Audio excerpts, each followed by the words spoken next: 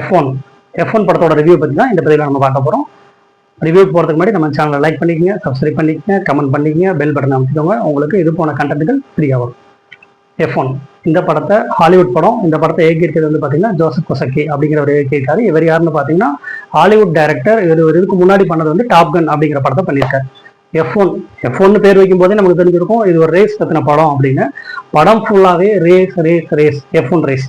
படத்துல நம்ம ஹீரோவா இருக்கவர் வந்து பாத்தீங்க அப்படின்னா 30 வருஷத்துக்கு முன்னாடி இந்த ஃபார்முலா 1 பந்தயத்துல இருந்து அதுல ஆக்சிடென்ட் ஆகி அதனால இப்ப அந்த பந்தயத்துல கலந்துக்க முடியாம போய் எங்க போனாலும் ஃபெயிலியர், ரிஜெக்ட் அப்படின்னு ஆயிருக்கிற மாதிரி ஹீரோவோட கேரக்டர் நம்ம காமிக்கிறாங்க.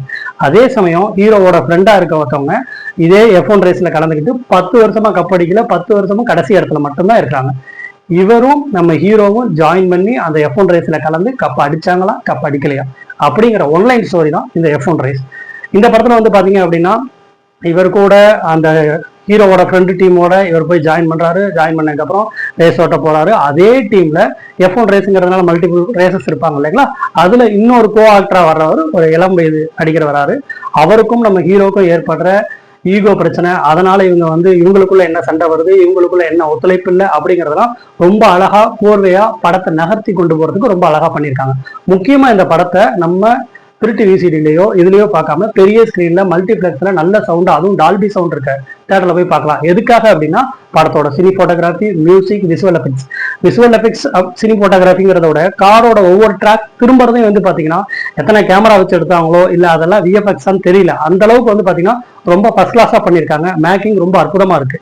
படத்துல வந்து பாத்தீங்கன்னா கிளைமேக்ஸ்ல இன்னும் அழகா சொல்லணும்னா கிளைமேக்ஸ்ல அந்த கடைசி ஜம்ப் வரும்போது அந்த கார் பறந்து வரும்போது மியூசிக் எல்லாம் கட் பண்ணிட்டு இட்ஸ் ஃப்ளைங் அப்படின்னு சொல்றதெல்லாம் ஃபர்ஸ்ட் கிளாஸான தரம். அதுவும் அந்த டைமிங்ல அந்த பறந்து வர அந்த டைம்ல காருக்குள்ள இருந்து ரேஸ் ட்ராக்கோட வியூ தெரியற மாதிரி எல்லாம் பண்ணியிருக்கிறதுலாம் கேமரா தரத்தில் உச்சம்.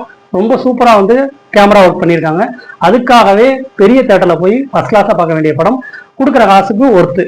F1 car race, bike race இதெல்லாம் விருப்பப்பட்டு பார்க்குறவங்க போய் பார்க்க வேண்டிய படம். ஒரு நல்ல எக்ஸ்பீரியன்ஸான படம், மஸ்ட் வாட்ச். படத்தோட மியூசிக் எந்த அளவுக்குன்னு குறிப்பா சொல்லணும்னா இந்த படத்துல கார் ரேஸ்ல கார் மூவ் ஆகும் போது, டேன் ஆகும் போது, திரும்பும் போது, லெஃப்ட்ல இருந்து ரைட்டுக்கு வரும்போது, ஒவ்வொரு டேனிங் போதும் பார்த்துக்கிட்டா நம்ம தேட்டர்ல ஆடியன்ஸா உட்காந்துருக்க மாதிரி தெரியல.